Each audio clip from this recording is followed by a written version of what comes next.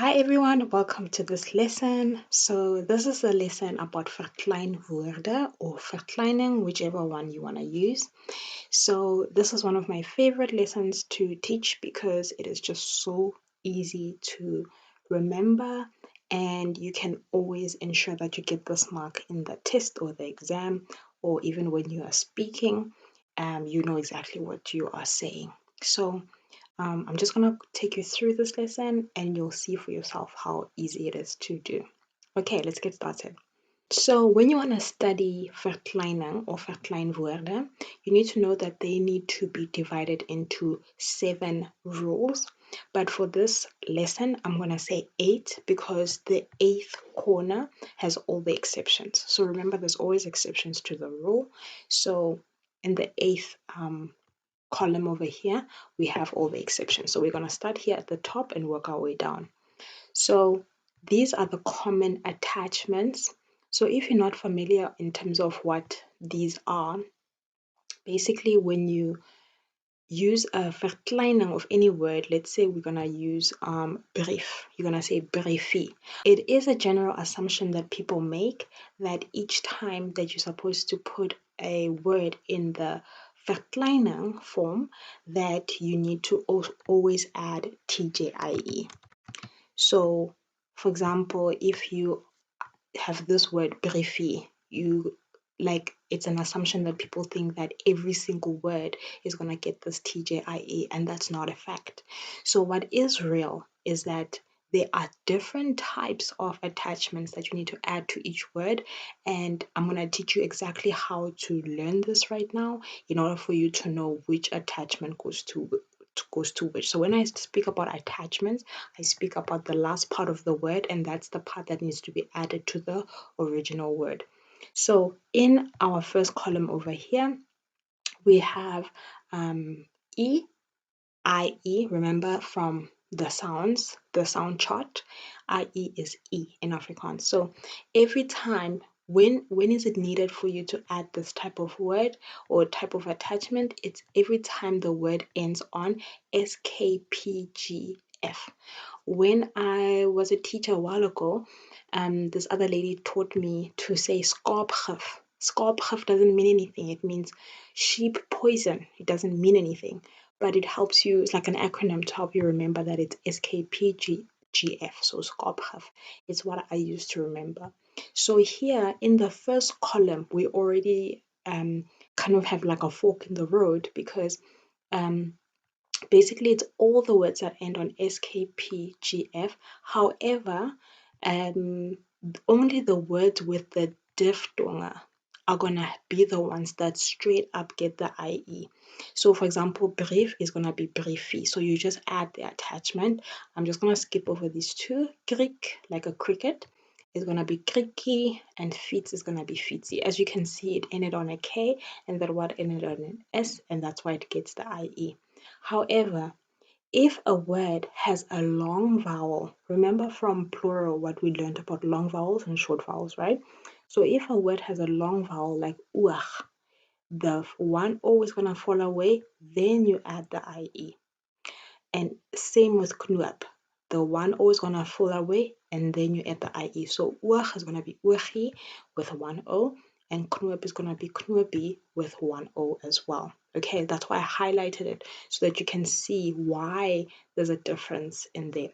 And then I went further and subdivided them for you as well, because there is a difference between the words that just have diphthong and then the words that have kort vocal, which is short vowel, and long vocal, which is long vowel. Okay, so with kort vocal, you double the last letter just like you do in plurals. So you double the last letter and add IE. So here are examples.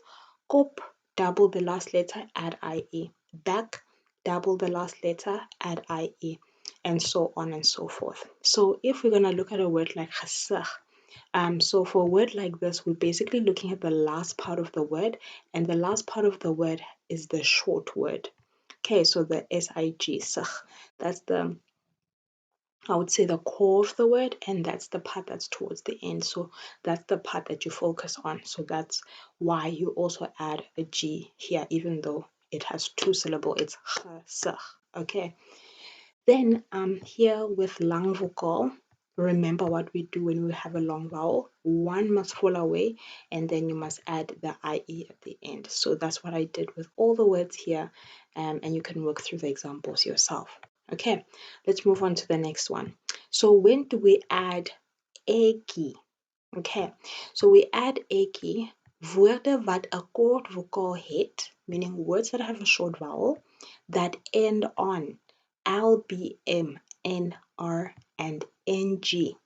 Okay, you double the last letter and add eki to it.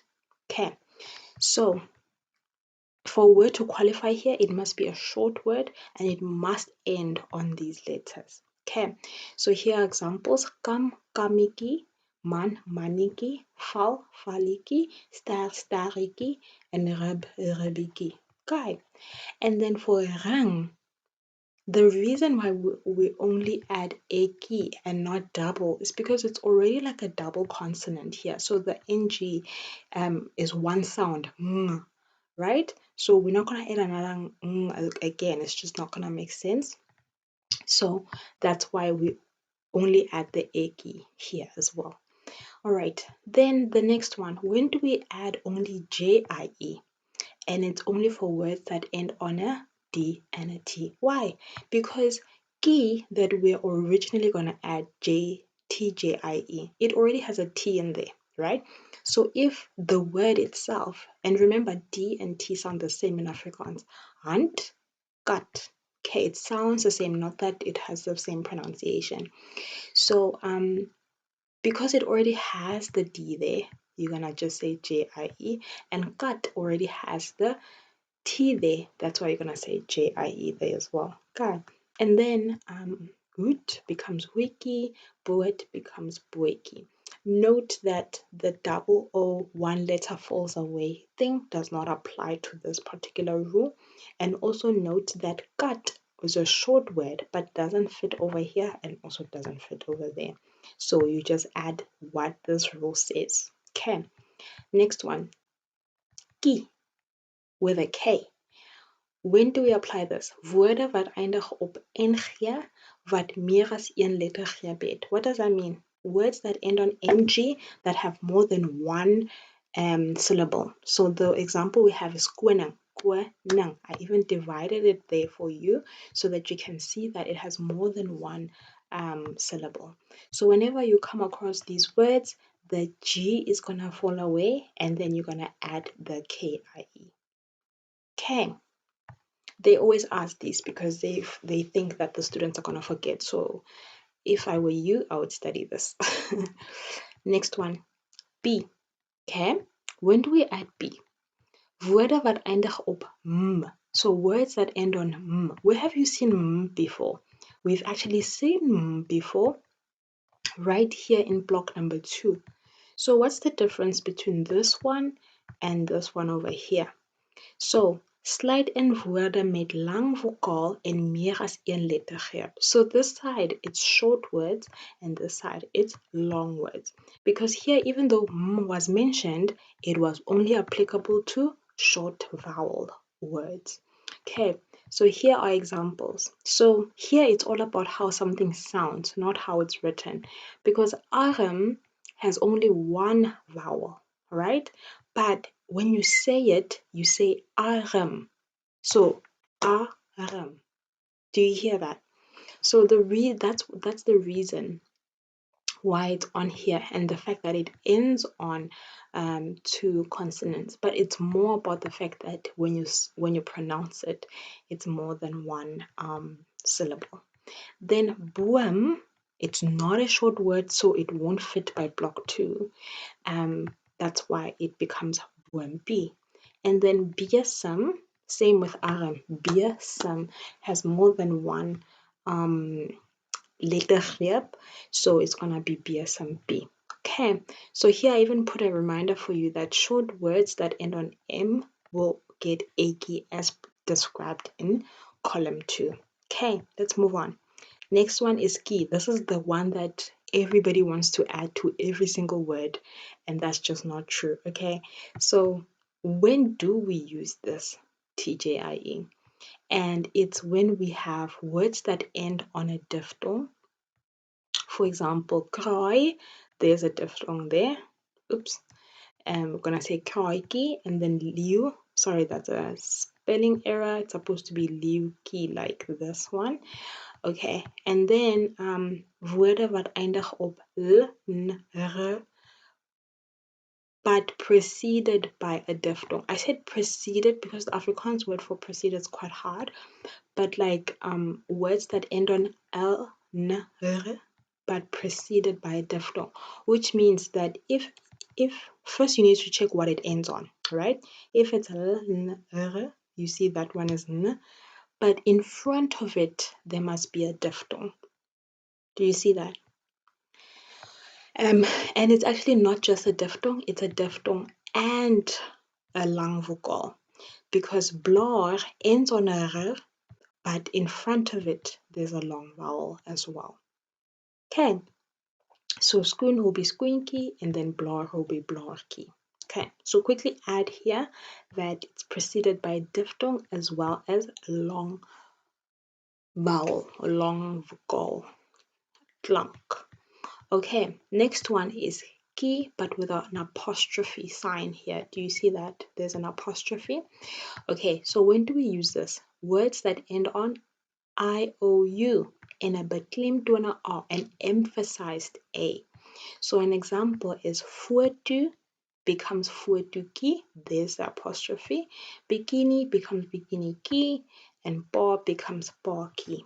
Okay, that one is simple enough. And then we have our exceptions. Okay, exceptions are words that don't fit into the normal rules that we have. So skip becomes skiepie, and this you can also find from the plural rules, that skip becomes skiepe. So in plural or in verkleining, it will be skiepie. And then blood means page, right? It becomes blaaitjie with two A's. Same with but becomes paatjie, and then va, something that gets pulled by either a car or back in the day donkeys, becomes vaentjie. Vaentjie, there we go. And then glas becomes glasie, as if it had a double A that got lost, and gat becomes gaatjie. So some of these exceptions come from the rules of plural. Okay, so I would really recommend that you go back to the plural form and go through that as well. So what if the word is already in the plural form? So remember, this is verkleining, but what if the word you are given in the test is in the plural form? So this is a high level question. Okay, so the best way to answer you is that you have to first take the word to the original form and then apply the rules and then add s. So for example, if you were given oog, so if you're given oog, you're gonna say oog here, right? But what if you were given oe? So now it looks different. It doesn't have that G anymore. So now you're gonna say oogie, then add s here, oogies. Same with knoop. If it was in plural, it was gonna say knoope. Then it changes the last letter that it ends on. So then you take it to the original word, which is knoop. Then you take it to verkleining, knoopie, and then you add an S. Do you see how how they will try to catch you out? So yeah, that's basically everything you need to know about verkleining. I really hope that this was really clear for you. If not, please let me know in the comment section down below. All right, I'll see you next time. Bye.